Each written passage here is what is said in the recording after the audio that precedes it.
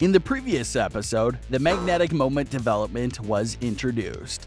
But what are the properties of a magnetic moment, and how the magnetic field is produced? Here in this episode, we'll be discussing the three major properties of the magnetic moment that shape the behavior of magnetism, or in other words, the behavior of the magnetic field. First, the magnetic moment is a dipole, meaning by that the magnetic moment has two poles south and north, which are generated simultaneously due to the electron's spin. A monopole magnetic moment is a non-existent hypothetical fundamental particle.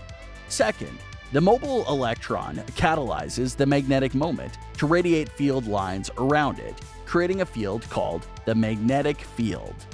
If the magnetic moment's pole is north, then the field line's direction will be transmitted from the pole, and hence the magnetic field will be radiating outward.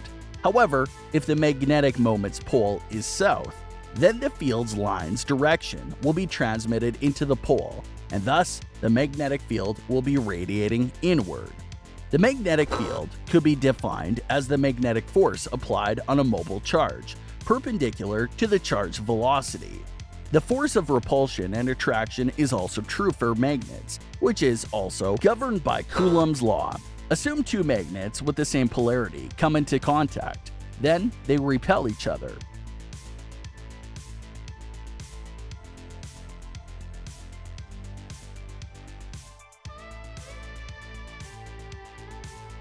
When two magnets with opposite polarities come into contact, then they attract each other. That is the magnetic moment, third property.